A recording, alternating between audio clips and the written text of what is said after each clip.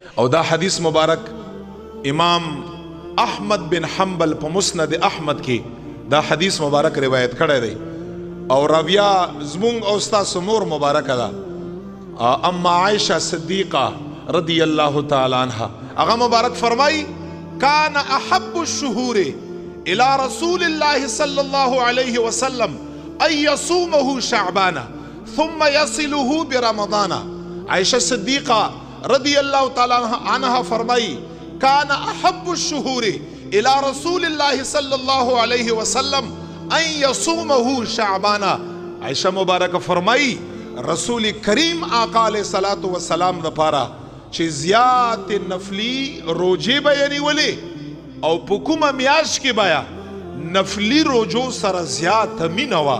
زیات به ور سره محبت او په کثرت باندې به روجی نیوي ثم يصله برمضان څومره په کثرت باندې به روجی نیوي. اما عائشہ صدیقہ فرمائی دومره په کثرت باندې به په رمضان کریم مبارک کې روجی نیوي چې دا روجی د شعبان المعظم با دا به روان کړي دومره زیات روجی به په شعبان المعظم کې ونیوي چې رسول کریم آقا علیہ السلام با دا روجی رمضان کریم میاشت ته ورسول دومره محبت. یعنی کان احب الشهور په ټولو میاشتو کې نبی علیہ السلام ته زیات محبوب د رمضان کریم چې کومې فرضی روجی وی هغې نه ما سوا چې زیات محبوب روجی پیغمبر علیہ السلام ته دا د شعبان المعظم د میاشت روجی او مسند ابو یعلا دا د حدیث یو مجموعه د مسند دی. مسند ابو یعلا کې د مبارک یو حدیث مبارک ذکر کړی دی او دام عائشہ صدیقہ فرمائی رضی اللہ عنہ اغا مبارک فرمائی ویچه ما تپوسو که نبی کریم آقا علیہ الصلوۃ والسلام مبارکنا زکا دا مبارک خو حدیث دی مسند احمد کی چې نبی علیہ السلام بطولو نا زیاد روجی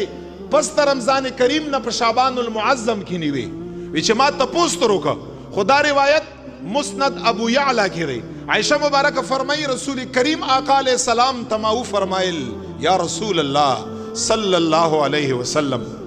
تاسو په شعبان المعظم کې دومره په کثرت باندې روجه ولې نه صحیح اخر وجه صدا. عائشہ صدیقہ رضی اللہ تعالی عنہ فرمائی نبی علیہ الصلوۃ والسلام اشارت و فرمایل چې عائشہ مبارکی په دغه میاشت کې رب لا یزال چې پر روان کال کې کوم خلق دنیا نزی او پر روان کال کې کوم خلق وفات کیږي وی چې دا هغه خلقو لیست الہ العالمین اسرائیل علیہ الصلوۃ والسلام ته حواله کوي چې دغه خلق بر روان دغه ټیم پورې پر روان کال کې وفات کیږي. نبی علیہ السلام فرمائی فانا احب اے عائشہ مبارکی زدا خوخوما ان يرفع عملی وانا صائم. عائشہ مبارکی زدا خوخوما چې کله زما دا لیست د مرد اسرائیل علیہ السلام تکیدی شي زما دا نوم ملاو شي نو چې په داسې حال کې ملاو شي چې زه روژهدار ما په دې وجه باندې رسول کریم آقا علیہ السلام فرمایي په دغه میاشت کې زه روژې د رب العزال ډېرې په کثرت باندې نس چې زما دا نوم حواله کږي نو زه دا خو خومه چې وانا صائم زه روژهدار یم. نبی علیہ السلام فرمایي